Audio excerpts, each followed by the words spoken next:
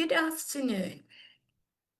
My name's Anita, and I am the support group leader coordinator at SADAG. So thank you for joining our Ask the Expert today. Today we're going to be taking a look at navigating grief, the power of storytelling.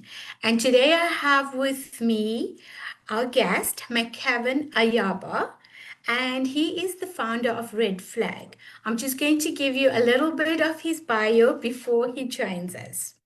Okay, so McKevin Ayaba is an African startup ecosystem builder. He's an innovation strategist and global speaker. He is the Chief Ecosystem Officer at the Africa Startup Ecosystem Builders Society, which is your ASEB society.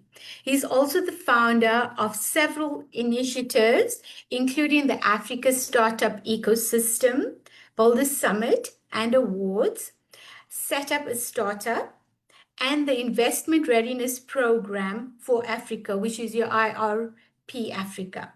He also works across the continent to support entrepreneurs to strengthen innovation systems, which are your ecosystems, and drive economic development. McKevin has been recognized amongst the top 500 and the top 700 most influential Africans by Tropics magazine and continues to mentor and support founders across Africa. So, McKevin, thank you so much for joining us today and welcome to you.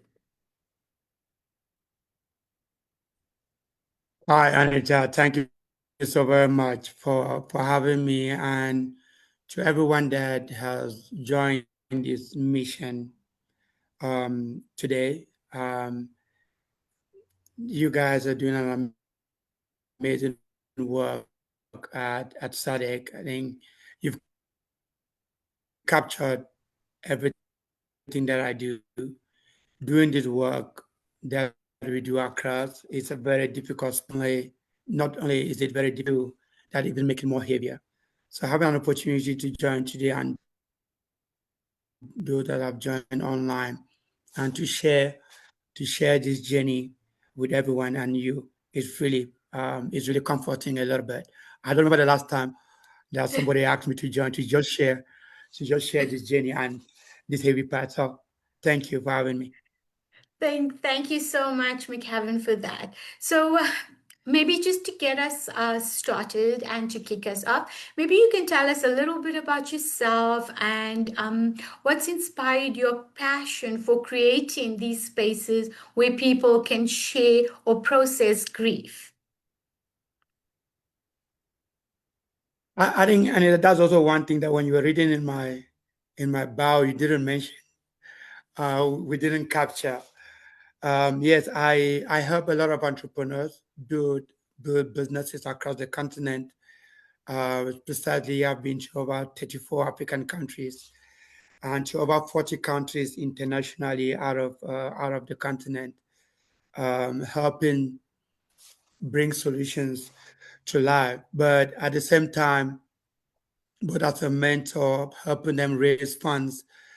But also at the same time, I also identify quite a lot of issues in these spaces, from mental health, from depression, because entrepreneurship is a very lonely space.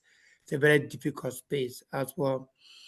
And you see a lot of people building in these spaces while hurting.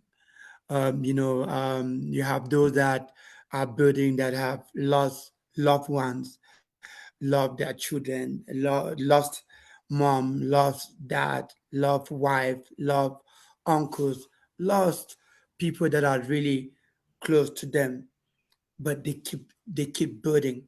They don't stop. They carrying all this heavy weight with them. So for me, I also build grief, where grief, which is the company grief.world. As well as you also saw there on the poster, I am also a founder of Red Flag. Red Flag is also another platform where you also connect with the violence, the rape, and the murder of women, JBV in South Africa, about red flags so that it can also help connect for people to identify those before you go out on a date or before you meet someone, red flag them first, verify them first, try and create that space. But before grief, let me also share, I also bought a platform called Kia Leboha, means thank you. Thank you to those that are not still with us, those that we missed the opportunity to say thank you to them for the for shaping us, for shaping our lives. And all of these things were born because I lost my grandmother 20 years ago, over 20 years ago. And it still hurt me to today. I still grieve to today. Everything that I have built up to today is because of my grandmother. There is something that she taught me, and which in most of my signatory, in most of my conversation, she said, impact before money. Everything about the years that I have built my life upon, I have put the purpose first, impact first, before money. And so when I think of her, when I think of every step that I have, when I think of everything that I keep building, she keep coming up. And I never had a chance to tell her thank you. She passed on. She passed on when I was in South Africa. When I was living. And by the way, maybe just for the context, I am not a South African. I am a Cameroonian who lived in South Africa almost for almost 20 years and know the whole corners of South Africa. I've been to all the provinces of this country. I've been lecturing, I've been helping a lot of entrepreneurs. I've mentored over 500 young South Africans. I've helped bring over 60 businesses to life that are doing extremely well, supporting the South African community. So when I arrived here, and a few months down the line, I got a call that she passed on. For me, it broke me. Like I just lost my hero. I just lost the person that helped me, that that that encouraged me to go out there and do good, that encouraged me to make impact. And when she passed on, like everything almost just disappeared. And I never had a chance to tell her, Grandma, thank you for the opportunity. Thank you for raising me the way you did. Thank you for the support. Thank you for taking me to school every morning when it was difficult. Thank you for sharing your plate of meal with me when we had nothing.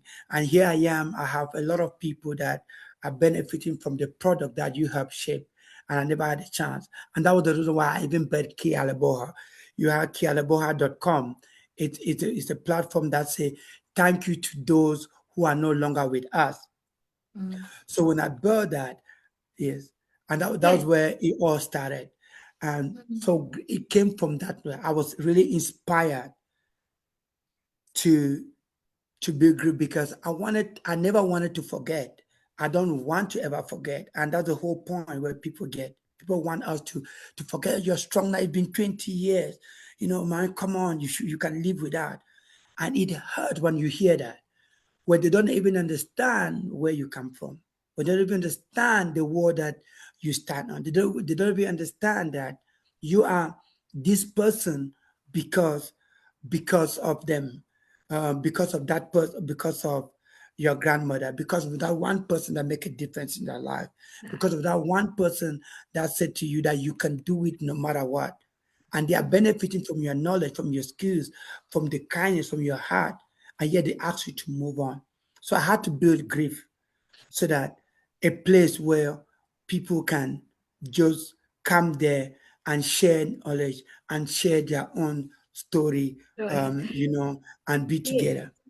Yeah, yeah, but I can hear you when you're talking with the passion that you talk about your grandmother.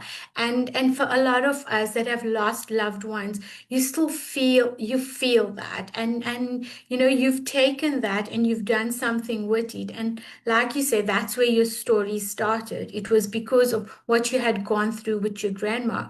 And that's where you decided to share, your grief publicly. And that is what you're doing. It's by sharing it. And why do you feel that like a lot of people don't talk openly about grief? It's something that sit there. You know how hurt you feel. Whether you've lost a mom or a dad or a brother, it's that grief that you go through. And when you talk about it, like I've just seen what you do, what you've done, is that hurt, that pain that still sits there. It comes out.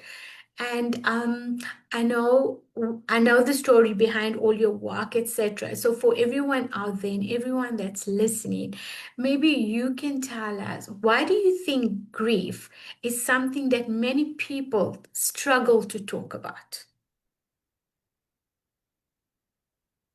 I think, and that is a sad um, part, right? Um, People start to talk about, because one thing have always come in place where everyone would always talk.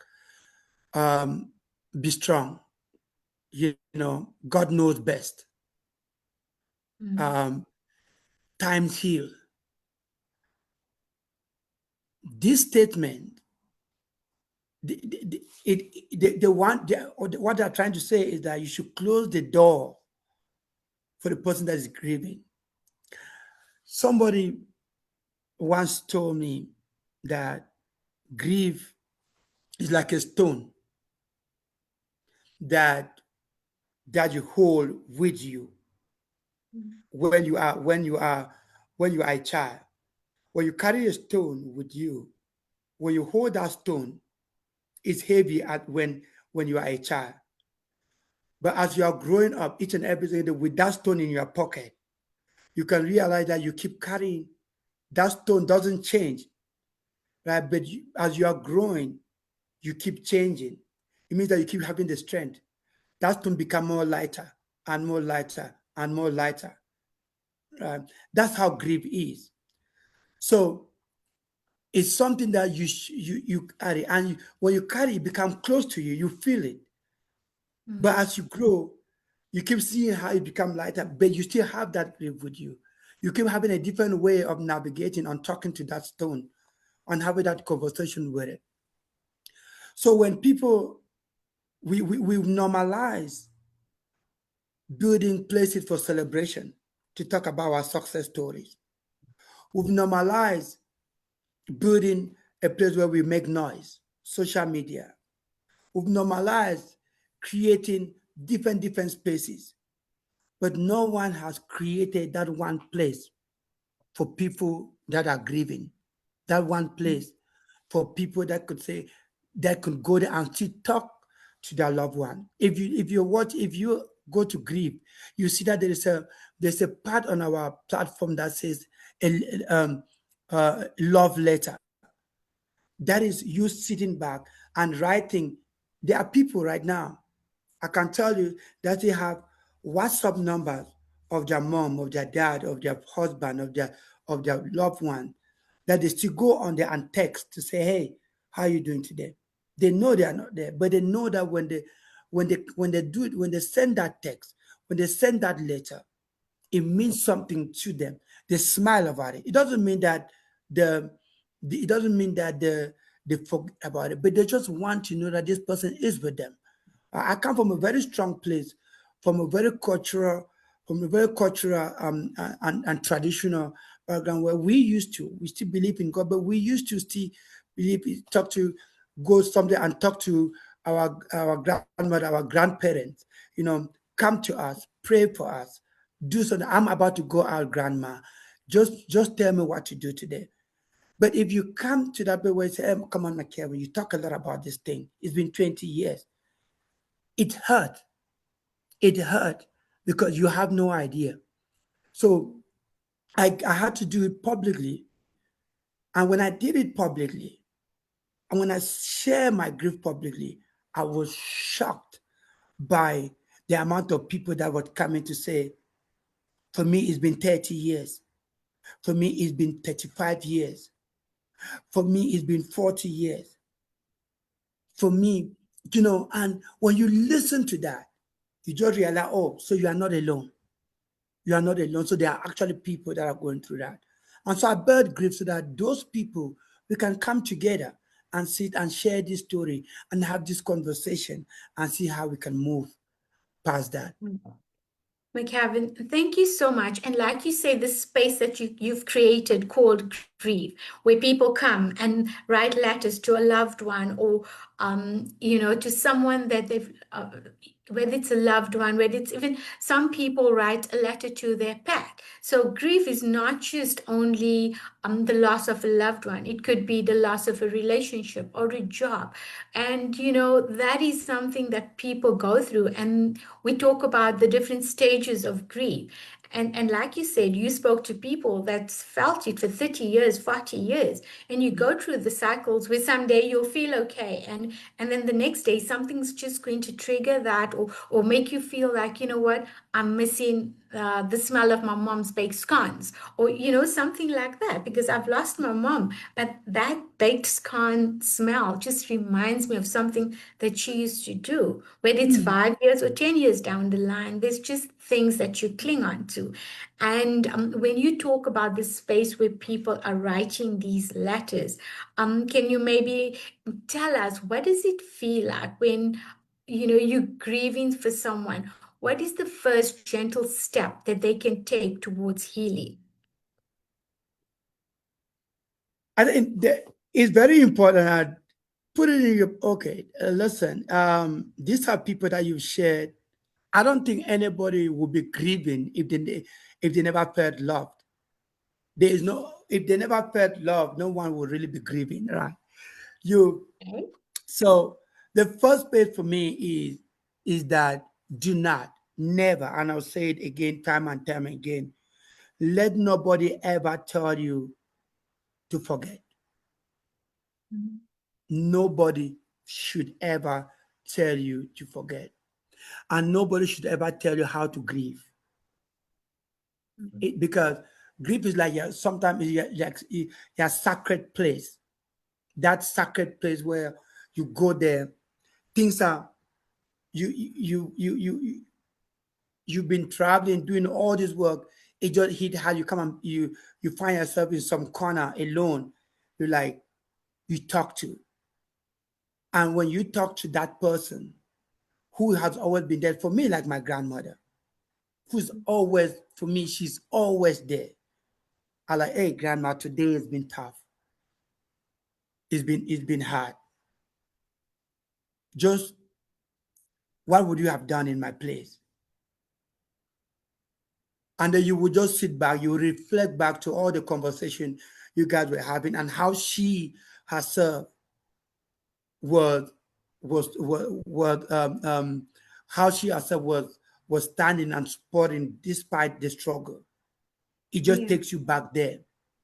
So Mm. the first place I would say is love yourself enough to say no to anyone who think that you should stop grieving. But Yeah. also let it be that you are grieving, let it be that you use that as well to help others. But at the same time, also know that there are certain things that you cannot control. If you get out of hand, people like yourself, like SADAG, is there. Like we built this place, but sometimes it still need someone like you are, and to speak to on a one-on-one basis. We build the digital space, but I think right now I even feel more emotional Mm. and more connected when I'm speaking with you and I'm seeing your face and you're smiling. That Yeah. also physical touch is very crucial with grieving. That's why spaces like SADC are very important. That you Yeah. could have a one-on-one, maybe whether it's monthly whether it's weekly, just jump in there. Even if it's what we are doing right now, Yeah. put a face to the name. I know you and I have spoken, but I had never put the face to the name. But I just putting that face to the name and you're asking these questions, it feels so real. It just feels real. And you just need that kind of conversation as well. We could Yeah. read all these things on social media. We could have all this platform where we share. But when we are able to have a call like this, one on one, and like you said earlier on, you could see how passionate I am when I'm talking about my grandmother. Someone also want to experience that to say, "Whoa, she's been gone 20 years, but do you see how he's talking about her?" Mhm. And when I'm talking about her, I feel good. I feel happy. I position myself in that space as if I'm talking to her. So it is very important that as much as we get all this digital part of it, but once in a while, let's meet like this, even if it's virtually together with some of those that have been going through and struggling until realizing that I could still smile because I've seen a lot of people when they grieve, they don't even know how they could smile about it. And they're like, my Kevin, you are talking and you're still putting that smile. How do you carry all of that? Yes, Yeah. it's possible because I put it to me like that stone that I carried when I was in my 20s, and now I am growing with it. That stone is still me, is my grandmother, and I still talk to, I still feel it, but it's a bit lighter because there are so many people also that then depend on me. There are so many people that want to listen to my story. There are so many people who want to still see that beautiful smile that she had, that has transformed me. So the first place is you. And the second place would be hold on to that stone that you have in your pocket that you were growing up. Don't throw it, touch it, feel it, talk to it each and every single time. Kevin, I like when you talk about that. You know what? I- I- Dealing with your grief, you don't have to forget about it. Yeah. When it's a relationship, a lost job, a loss of a loved one, you also talk about you can't grieve something unless you've loved it. And that is what you talk about. You can't grieve someone unless you've loved them. And as much as we go through the steps of grief and we learn to deal with it as life goes on, it's something that you're not going to forget. That I lost a grandmother, I lost a brother. You're not going to forget it. And it's like you say, when you talk to someone about it, that someone that's been in your situation, someone that understands where you're coming from, they can feel it, and it helps you talk about it. And we talk about lived experiences again, or talking about things like this in support groups for grief at the end of the day. So yes, we at SADC, we also have our support groups where people come together because of lived experiences, and they want to talk about this and how they feel, and knowing that you have the support from people that's been through something and understands what you're going through, that's not going to judge you or make you feel bad. That's just something that gives you that sense of, you know what, I can do this. There's people that understand what I'm going through. And that's where you come in as well, with this whole idea behind grief, that you've created this platform for grief. And that was born from your own personal experience, where people come to learn about grief. And maybe you want to just tell our audience out there as well as to maybe where can they learn more about it, and if they want to access it, how can they access support through grief? Grief is out there at is grief like GRIEVE dot wall like WORLD. That's the website. They can go there. It's free. Grief, our website is really, our platform is really for is really free. We are also looking for people to continue to push it and use it and share it within each one. We're constantly trying to see if they want to be writing as well. They can join us to write and share their own story that they would like to share for the rest of the world to benefit from. But more importantly, I strongly still think that um, SADAG, as an organization, you're doing some an amazing work, and people should continue to join your platform, and if they want to meet physically or to have a conversation like this um, once in a while as well. But we also have a platform, like I said, Kialeboha, where they can also go there, send a love letter to their love. It's also free. Kialeboha is free as well. It's a free platform as well. Kialeboha.com. They can also go there, send love letter to, or send a thank you message to anybody that have changed their life and they never had a chance to say thank you. They can just who are still alive. That one is those are for those who are still alive and say thank you. But for us, Grief is there. Like I say, it's a free platform that are created for people um, to use to share stories.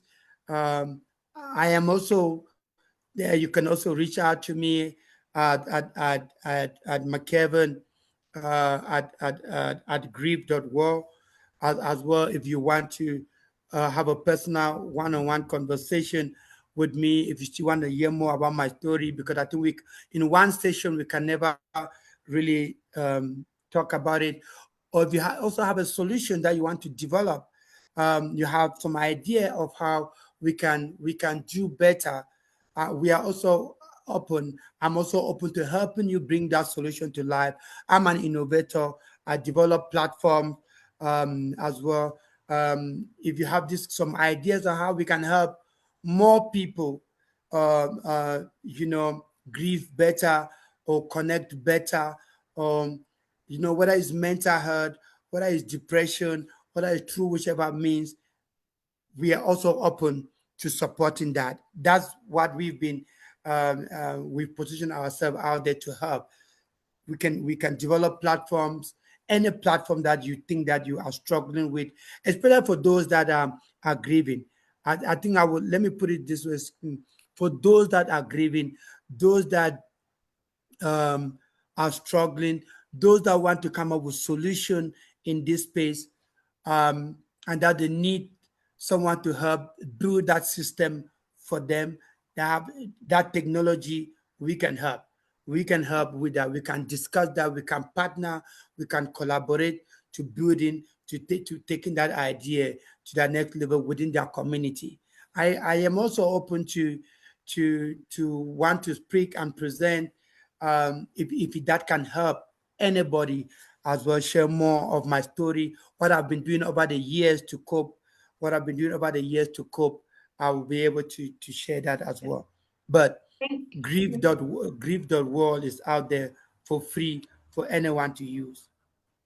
McKevin, thank you so much for sharing that and for focusing on grief. And like you said, you're grateful for everything that we do at SADAG, and that warms my heart. And with grief, I mean, it impacts on our mental health at the end of the day, and it's great to know that there are other platforms out there that can assist. So thank you so much for all that you shared today. I know we're almost out of time, but I just would like to say thank you. And just to end or just to wrap this up, maybe just tell us, to the audience, what message do you hope to for people to take away from this session that we've had today? What is your message that you'd like to say that, what, they got the message? Um, I really want to plead to everyone that grief is a process. It is it is a process. It takes time to get to the level which I have put my mindset into. Like I said, put it in your pocket, carry it like a stone. Mm. As you grow with it, hold it closer to you. as you grow with it, you see that you start having more energy and more strength. It starts reducing. It doesn't mean that you should forget. So the bigger is that never ever think of giving up. Don't don't give up on grieving. Don't allow it also to stop you from from from building or from becoming somebody. Because I think that, like I said earlier, one of the reasons we grieve is because that person that we are grieving believe in us, believe so much in us. They were our support. They know that they counted on us to be somebody. So we should use that to advantage to say, listen, if my grandmother was alive today, she would have loved to see the life that I've made a difference to, the life that I have changed because of us. So we should use them to continue making a difference and not give up. Because if we give up, then there's no need for us to grieve. Because I mean, we've disappointed the very people that we are grieving, that we are grieving, that we still grieve over that we've been grieving over the last 20 years, 2 years, 3 years. Whether it's a child, unborn child that we lose, when you give birth to that child, by the time you're giving birth to that child as a mother, you know what you wanted this child to become, right? So what you keep grieving to say, I wish my unborn child was here today. So you give back to that child. You Hmm. give back to the next person. And that's why our platform is free, but we said pay it forward. You are Wow. not supporting me, so pay it forward. So keep giving, but make sure that what they instill in you, what you learn while you are grieving, make sure that you pay it forward. So stay alive. Wow, Kevin, I think that message with pay it forward is amazing. And I think that's all that we have time for. We will be in contact. And if anyone does need the website, it will be also on, your details. We will share that with them. But thank you so much for joining us. And to all the audience out there, thank you for your messages and thank you for sharing this platform with us today. Thank you and bye. Bye bye, Anita. Thank you so much for having me. And thank you to everyone that joined us online. Bye bye.